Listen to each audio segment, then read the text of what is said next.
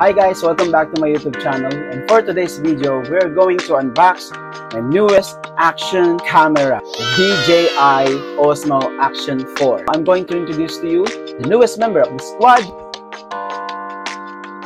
So wag na natin patagalin guys, let's do the unboxing. Osmo Action 4 Camera Standard Combo from DJI. The Osmo Action 4 features many of the same features as its predecessor, like dual screens, RockSteady and HorizonSteady stabilization systems, and a waterproof camera body. A slightly bigger sensor with a higher MP count, a new 10-bit D-Log M color mode, and an upgraded microSD slot capable of supporting larger card sizes make up the Action 4's improved design.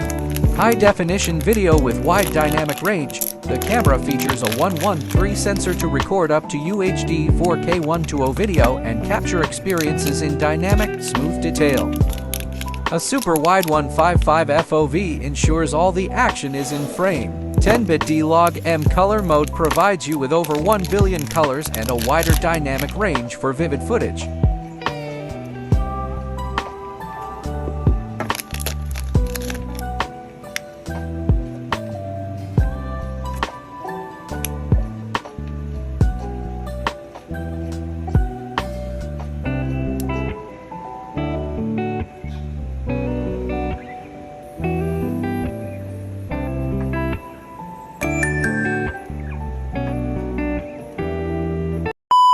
So thank you so much for watching this video. Special shout out po sa DJI Store, SM Manila branch. Okay, maraming salamat po.